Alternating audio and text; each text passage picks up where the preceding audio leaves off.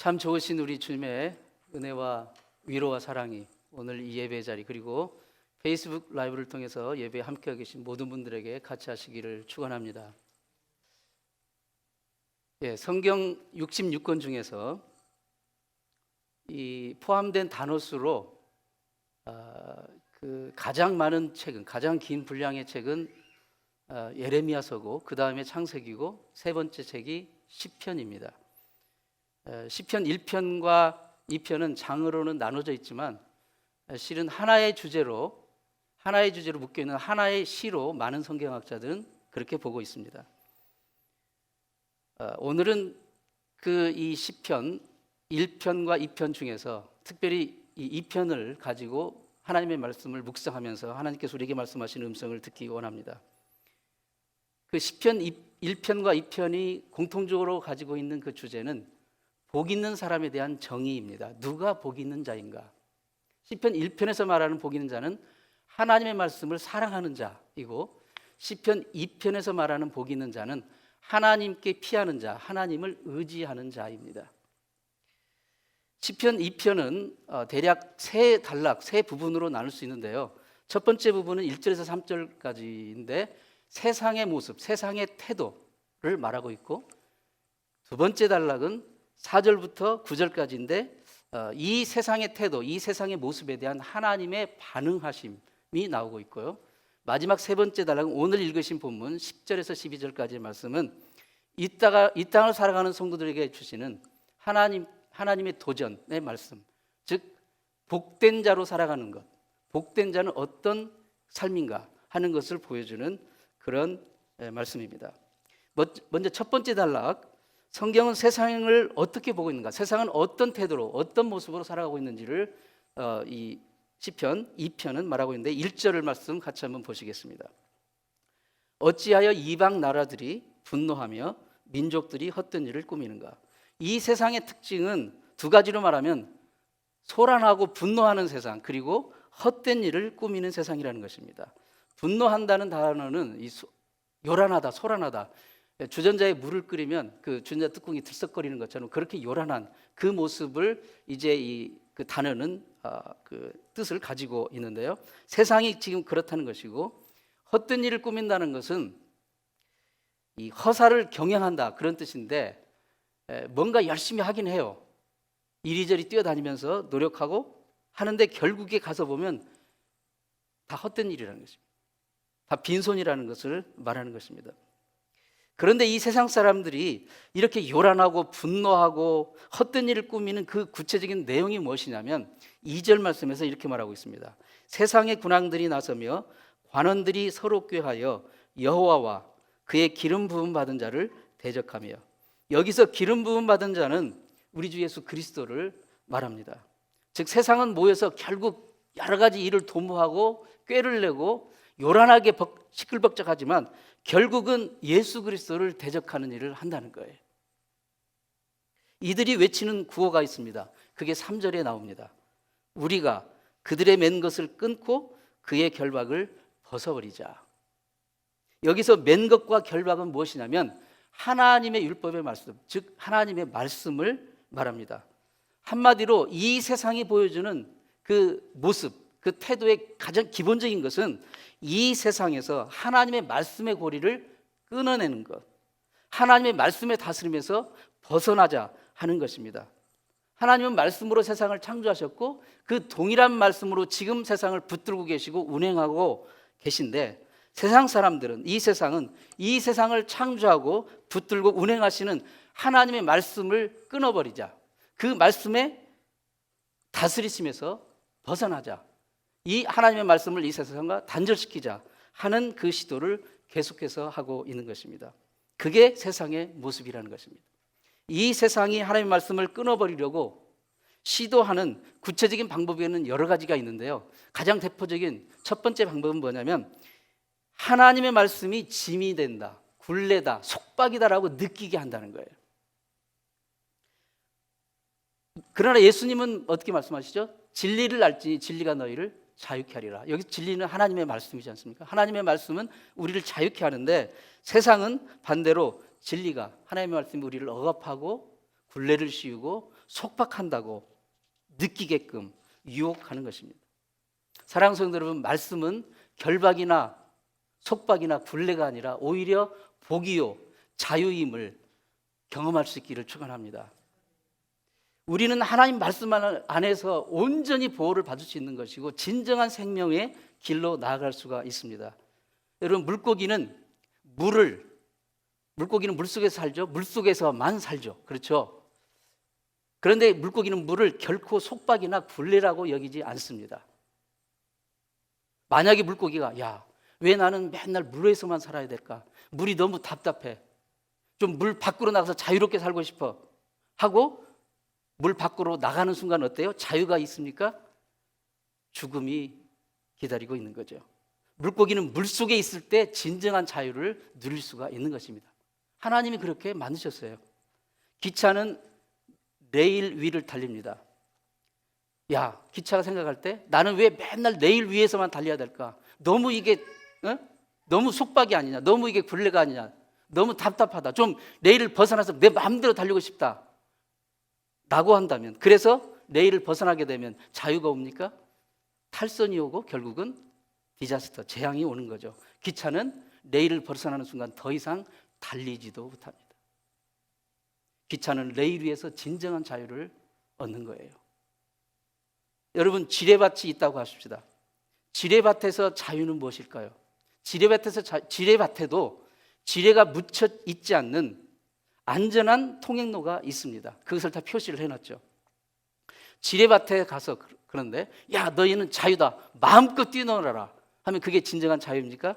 아니죠. 그건 죽음, 멸망을 의미하는 거죠. 여러분, 이 세상은 지뢰밭과 같습니다. 언제, 어디서, 어떤 위험이 어떻게 닥칠지 모르는 지뢰밭이 이 세상입니다. 그렇지 않습니까? 여러분, 동의하지 않습니까? 이 지뢰밭 같은 세상에서 마귀는 뭐라고 속입니까? 마음껏 뛰어놀아라, 네 마음대로 해라, 네 마음껏 자유를 누려라, 그렇게 말합니다. 말씀과 같은 그 고리타반한 속박, 굴레, 그것은 벗어 던져라. 마귀는 그렇게 유혹을 해요. 부추깁니다. 그런데 진짜 자유가 있습니까? 말씀을 벗어나는 순간 거기는 절망과 좌절과 오히려 진짜 속박이 오는 것입니다. 여러분, 진정한 자유를 누리고 싶습니까? 진정으로 복된 사람으로 살고 싶습니까? 내 마음대로 하지 마십시오. 내 육신의 욕망대로 하지 마십시오. 그게 자유가 아닙니다. 생명과 능력과 구원이 대신 하나님의 말씀, 그 말씀의 길을 따라가야 진정한 자유를 누릴 수가 있습니다. 그게 가장 안전한 길이요, 생명의 길이요, 복의 길입니다. 그러나 마귀와 세상은 그 정반대로 우리를 속입니다. 말씀은 고리타분하고 억압하고 속박하고 굴레를 씌우고, 여러분, 그렇게 속삭일 때 조심하십시오. 세상과 마귀가 하나님의 말씀을 끊어버리려고 시도하는 두 번째 방법은 뭐냐면, 말씀이 비합리적인 것이다, 비이성적인 것이다, 비논리적이고 비과학적인 것이다라고 그렇게 이제 속입니다. 공격을 합니다. 이 방법은 희한하게도 자기가 똑똑하다고 생각하는 사람, 많이 배웠고 나는 이성적이고 논리적이고 합리적인 사람에게 오히려 더 잘 먹힙니다. 이것은 역사가 입증하는 사실이에요. 20세기에 3명의 대표적인 지성을 들라면, 진화론을 창시한 찰스 다윈, 그리고 공산주의를 시작한 칼 마르크스, 그리고 자유주의 신학의 이제 그 문을 연 율리우스 벤하우젠이라는 사람이 있습니다. 다 똑똑하고 천재들이죠. 대단한 사람들입니다. 다윈은 원래 아시지만 생물학자였습니다. 생물을 이제 그 연구를 하다가 자기가 이제 많이 알게 됐어요, 사실. 그러면서 하나님의 창조를 부인하게 됩니다. 그리고 이 세상이 스스로 진화의 과정을 거쳐서 오늘의 모습이 되었다라고 이제 주장함으로써 말씀의 결박을 끊어내는 그런 선봉에서는 일을 하게 된 거죠. 그의 진화론은 다원주의라는 그 형태를 거쳐가지고 이 세상의 모든 정치, 사회, 경제, 문화, 종교 모든 분야에 다 영향을 미치고 있습니다. 지금도 현재 영향을 미치고 있습니다. 그래가지고 대표적으로 두 가지 반성경적인 그런 어떤 그 사상을 이제 창출해냅니다. 첫 번째로 하나님이 없다는 그 무신론을 더 강화를 시키고, 또 하나는 모든 것은 물질에서 출발했다는 유물론을 발전을 시킵니다. 이 다윈의 유물 사상을 이제 적용하여 공산주의를 연 사람이 칼 마르크스입니다. 그러니까 진화론과 공산주의는 같은 뿌리를 가지고 있어요. 같은 뿌리를 가지고 있습니다. 이러한 동일한 뿌리를 가지고 있는 공산주의나 진화론이 성경을 거부하고 성경을 무시하고 그리고 하나님 말씀을 배역하고 기독교를 배격하고 핍박하는 것은 너무나도 당연한 일입니다. 지금 오늘날 이 세상에서 일어나는 모든 일 가운데 그 정신적인 배경에 들어가면 다 이것이 있습니다. 성경을 거역하고 하나님 말씀을 거부하는 그 모든 것들에는 바로 이것이 있어요. 자유주의 신학은 또 어떻습니까? 저는 신학자는 아니지만 그 자유주의 신학이라는 그 이름, 겉모습은 갖추었는데 그 내면을 잘 들여다보면 거기서 주장하는 게 뭐냐면 성경의 영감을 부인하고 예수님이 하나님 되신 예수님의 신성을 부인하고 예수님이 동정에서 탄생했다는 것을 부인하고 예수님이 십자가의 대속의 죽으심 그걸 부인합니다. 이런 기독교의 핵심 진리를 거부하는 이유가 이성적이 아니라는 거예요. 논리에 맞지 않다는 것입니다. 비과학적이라는 거예요. 그러니까 진화론, 공산주의, 유물론 그리고 이 자유주의 신학 이런 것들이 같은 그런 어떤 그 동기, 그 뿌리를 가지고 그 역사하고 있는 것이죠. 이처럼 마귀는 시대마다 여러 가지 다양한 가면을 쓰고 등장하지만 그 목적은 하나예요. 이 세상에서 우리의 삶 가운데서 하나님의 말씀을 끊어내는 겁니다. 하나님의 말씀을 끊어내는 거예요. 어떤 것이 지금 이게 마귀의 시도인지 아닌지를 간파하는 좋은 방법이 있다면 그것은 바로 어떤 것, 어떤 사건, 어떤 사람, 어떤 일이 말씀과 나를 시키는가 아니면 말씀과 나를 분리시키는가, 말씀과 나를 결별시키는가 그것을 보시면 됩니다. 에베소서 2장 2절 말씀에 그때 너희가 그 가운데 행하여 이 세상 풍속을 쫓고 공중의 권세 잡은 자를 따랐으니 곧 지금 불순종의 아들들 가운데 역사하는 영이라. 그렇습니다. 세상에 나타나는 하나님을 대적하는 모든 것들, 모든 사상들, 모든 이루어지는 일들의 배후에는 우리 사람들의 삶의 현장에서 하나님의 말씀을 끊어내는 지속적인 마귀의 괴계가 도사리고 있음을 우리는 잊어서는 안 됩니다. 세상이 이렇게 시도할 때 하나님은 어떻게 반응하십니까? 그 하나님의 반응이 오늘 시편 2편에 나오는데 두 가지 반응이 나옵니다. 첫 번째 반응은 4절에 나오는데요. 하늘에 계신 자가 웃으시며 주께서 저희를 비웃으시리로다. 한마디로 하나님은 웃기는 놈들 하신다는 거예요. 웃기는 놈들. 너희가 나를 여러 가지 사상과 이론과 철학과 과학을 가지고 나를 공격하고 나의 말씀을 거부한다고 해서 내 말씀이 사라질 줄 아느냐? 내 말씀은 천지가 없어질지라도 1.1핵이라도 사라지지 아니할 것이다. 이것이 세상의 태도에 대한 주님의 첫 번째 반응입니다. 두 번째 주님의 반응은 5절부터 9절까지 상당히 긴 구절이 나오는데 다 읽을 수는 없고 그것을 한 문장으로 제가 요약을 해봤습니다. 한 문장으로 요약해서 표현하자면 주님께서 분을 발하시고 진노하시고 놀래게 하시고 철장으로 저희를 깨트리시고 질그릇같이 부수시리라. 반드시 주님이 그렇게 하시는 것입니다. 고대 중동 지역에서 왕들이 왕 즉위식을 할 때 그 특이한 그런 세레모니를 했다고 해요.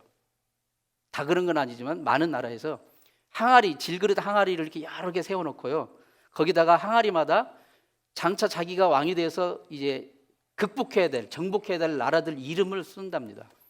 그리고 이 쇠 몽둥이, 쇠 그 지팡이를 가지고 하나씩 깨트리면서 이 A 나라를 내가 장차 깨트릴 것이다. B 나라를 내가 정복할 것이다. C 나라를 내가 진압할 것이다. 라고 하면서 하나씩 깨트리면서 왕 즉위식을 했다는 것입니다. 시편 2편은 바로 이러한 하나님의 강력한 의지를 보여줍니다. 예수님이 만왕의 왕으로 다시 오실 때 철장 권세를 가지시고 오셔서 지금 세상 가운데 역사하고 있는 이 마귀의 하나님의 말씀을 거역하는, 하나님의 말씀을 끊으려 하는 그 마귀의 모든 괴계를 질그릇처럼 부서뜨리는 그런 역사를 보여주신다는 하나님의 확고한 선언이 바로 본문 말씀을 말하고 있습니다. 그러므로 살아계신 하나님의 말씀을 받은 우리 하나님의 백성은 그 어떤 마귀의 도전, 세상의 도전이 와도 결국 승리할 것임을 굳게 믿고 이미 그 약속을 받은 자라는 것을 잊지 말고 매일매일 말씀을 온전히 붙들고 나가야 될 줄로 믿습니다. 세 번째 단락은 하나님의 백성으로서 우리가 이 세상을 어떻게 사는 것이 복된 삶인지를 보여줍니다. 10절부터 오늘 읽으신 12절까지의 세 가지가 나오는데요. 먼저 첫 번째 10절 말씀입니다. 그런즉 군왕들아 너희는 지혜를 얻으며 세상의 재판관들아 너희는 교훈을 받을지어다. 여기서 지혜를 얻고 교훈을 받으라 해서 이 지혜와 교훈은 바로 하나님의 말씀입니다. 하나님의 말씀을 얻으며 하나님의 말씀을 받으라. 이 땅을 살아가는 성도에게 정말 복된 인생을 살라고 주신 하나님의 도전 첫 번째는 바로 말씀의 인생을 걸라는 것입니다. 말씀에 우리의 생명을 걸라는 것이에요. 악한 마귀는 이 땅에서 할 수만 있으면 우리 삶 가운데서, 우리의 생각 가운데서 말씀의 고리를 끊고 다니지만 우리 하나님의 백성은 반대로 하나님의 말씀에 우리의 인생을 걸고 생명을 걸어야 합니다. 말씀으로 우리의 삶의 안팎을 마치 노아가 방주의 이 역청을 안팎으로 다 치려서 그 완전히 물이 들어오지 않게 했던 것처럼 말씀으로 우리의 삶의 안팎을 완전히 칠해서 무장하고, 그래서 우리의 마음과 생각을 말씀으로 적셔야 됩니다. 그래야 말씀의 연결고리를 끊으려는 이 악한 마귀의 괴계를 능히 이겨낼 수가 있습니다. 이 세상을 구원하고 이 세상을 살려내는 것은 결국 사람의 이론이나 사람의 물질이나 시스템이 아니라 예수 그리스도의 생명의 복음입니다. 하나님의 말씀입니다. 그 하나님의 말씀을 믿는 믿음뿐입니다. 요한일서 5장 4절 5절 말씀을 보십니다. 대저 하나님께로서 난 자마다 세상을 이기느니라. 세상을 이기는 이김은 이것이니 우리의 믿음이니라. 예수께서 하나님의 아들이심을 믿는 자가 아니면 세상을 이기는 자가 누구뇨? 세상을 이긴 것, 그것이 진정한 자유고 진정한 복된 삶인 줄 믿습니다. 성경은 분명히 우리에게 도전을 줍니다. 예수가 하나님의 아들이심을 믿는 그 믿음이 아니면 이 세상을 이길 수가 없습니다. 하나님의 말씀을 붙들지 않으면 이길 수가 없다는 것을 말씀합니다. 이 땅을 살아가는 성도에게 복된 인생을 살려고 주시는 두 번째 하나님의 도전은 11절 말씀입니다. 여호와를 경외함으로 섬기고 떨며 즐거워할지어다. 무슨 말이냐면 하나님을 예배함에 생명을 걸라는 것입니다. 예배에는 두 가지 요소가 있어야 합니다. 하나님을 두려워하는 요소와 하나님을 기뻐하는 요소입니다. 거룩하신 하나님 앞에 나 같은 죄인이 어찌 감히 서 있을 수 있겠는가 하는 그런 떨림, 그 경외함이 있어야 돼요. 예배는 재미가 아닙니다. 예배는 사람들의 취미생활, 소셜 클럽이 아니에요. 예배는 하나님에 대한 그 경외, 하나님에 대한 떨림, 하나님에 대한 진정한 두려움, 이것이 있어야 예배입니다. 우리가 하나님의 용서를 받지 못하는, 우리는 멸망받을 수밖에 없는 존재라는 것을 자각하는 그 두려움, 그 경외함, 그것이 있어야 돼요. 그러나 우리의 예배를 받으신 주님께서 우리의 모든 죄를 사하시고 우리에게 정말 세상이 주지 못하는 진정한 자유와 평안과 위로와 영원한 생명을 주신 그 은혜를, 그 용서의 은혜를, 그 구원의 은혜를 정말 기뻐하는 그 기쁨의 요소, 그것이 예배 가운데 있어야 됩니다. 우리를 구원하신 주님을 찬양하며 우리를 구원하신 그 주님, 그분, 그 구원의 기쁨 안에서 즐거워하고 기뻐하는 것, 그게 바로 우리 인생의 최고의 목적입니다. 영원토록 하나님의 구원을 기뻐하며 즐거워하는 것, 그게 우리가 창조된 목적이에요. 복 있는 사람은 바로 하나님을 경외하며 떨며 그리고 그분을 기뻐하며 예배하는 것, 그게 진정으로 복된 삶의 인생의 모습입니다. 이 땅을 살아가는 성도에게 복된 삶을 살라고 주신 하나님의 세 번째 도전은 오늘 12절 말씀입니다. 그의 아들에게 입맞추라. 그렇지 않으면 진노하심으로 너희가 길에서 망하리니 그의 진노가 급하심이라. 여호와께 피하는 모든 사람은 다 복이 있도다.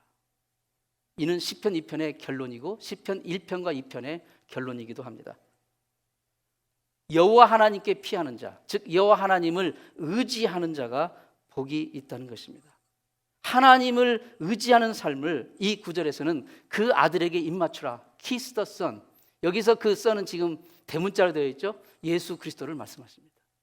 그 아들에게 입맞추는 것. 예수 그리스도 그분에게 입맞춘다는 것은 무슨 뜻입니까? 나를 구원하신 주님께 대한 진정한 사랑을 고백하고 그분과 영원토록 화해하는 것입니다. 내 삶을 전적으로 그분께 맡기고 그분께 피하고 그분께 의지한다는 그 고백, 그것입니다. 하나님의 자녀로서 예수를 구세주로 믿는 자로서 이것은 해도 되고 안 해도 되는 선택사항이 아닙니다. 여러분, 하나님께 피하지 않고도 하나님을 의지하지 않고도 형통할 수 있는 인생은 없습니다. 알거나 모르거나. 사랑하는 성도 여러분, 하나님께 피하는 자, 하나님을 의지하는 것이 얼마나 중요한 우리의 믿음의 고백인지를 여러분 배울 수 있기를, 경험할 수 있기를 바랍니다. 지난주에 목요일 날 제 딸 조이를 학교 기숙사에 내려다 주고 왔습니다. 미국 사는 부모들이 이 자녀를 키우면서 처음으로 제일 많이 우는 시간이 자녀를 대학 기숙사에 내려주고 올 때라고 합니다. 저는 저와 아내는 8년 전에 데이빗을 한번 그렇게 했기 때문에 한번 경험해서 두 번째는 좀 덤덤할 줄 알았어요. 그랬더니 딸이라서 그런지 더 그러더라고요. 더 마음이 힘들었습니다. 오늘 이렇게 우리 또 대학생 우리 청년들 친구들이 돌아왔는데 부모님들이 이렇게 보낼 때 바로 그런 심정이었겠구나. 그것을 정말 느꼈습니다. 얼마나 여러분들을 보내면서 부모님들이 우셨을까. 조이가 18년 6개월 살고 떠난 그 빈 방을 보는데 뭉클하더라고요. 늘상 거기 그 방에 있었는데 금요일부터 안 보이는 거예요. 빈 방이에요. 그걸 보면서 아무리 부모라도 육신의 부모는 결국 영원토록 우리 자녀를 책임질 수 없구나. 영원토록 같이 할 수 없구나. 언젠가는 손을 놔줘야 할 때가 오는데 생각보다 빨리 온다는 것을 알았습니다. 우리의 삶을 온전히 영원히 맞아주시고 책임져 주실 분은 부모도 아니고 오직 하나님뿐이구나. 이것을 정말 평소에도 느꼈지만 다시 한번 정말 느끼고 고백할 수밖에 없었습니다. 시편 기자는 오늘 본문에서 왜 여호와께 피하는 그 자가 복이 있다라고 말할까요? 왜? 이 시편 기자도 부모를 의지해 봤을 겁니다. 친구를 의지해 봤을 거고요. 힘있고 능력 있는 어떤 사람을 의지해 봤을 거고요.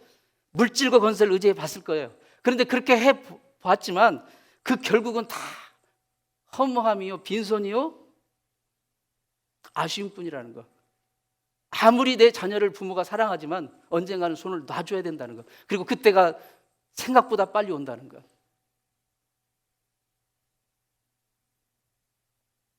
사람이 궁극적으로 의지하고 피할 수 있는 피난처는 오직 영원하신 하나님 한 분뿐임. 여러분 그것을 잊지 마시기 바랍니다. 우리가 떠나간 자녀를 위해서 할 수 있는 것이 뭡니까?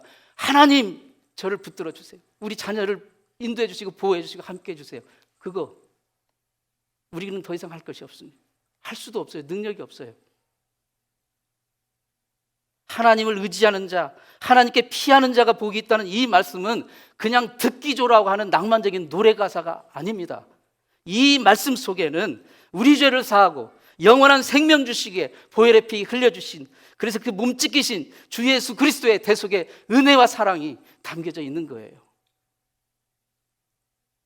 하나뿐인 아들을 내어주기까지 우리를 아끼시고 책임지시고 사랑하신 그 하나님만이, 그분만이 우리의 영혼이, 우리의 삶을 온전히 의탁할 수 있는 유일한 분, 언제나 피할 수 있는 분, 그분임을 잊지 마시기 바랍니다. 시편 2편은 진정으로 복된 자가 누구인지를 우리에게 보여줍니다. 말씀에 인생을 거는 자, 하나님을 예배함에 생명을 거는 자, 그리고 우리의 삶 전체를 그 누구도 아니고 부모도 아니고 누구도 아니고 오직 하나님 한 분뿐이라는 것, 그분께 의지하는 자가 정말 복된 자라는 것을 보여줍니다.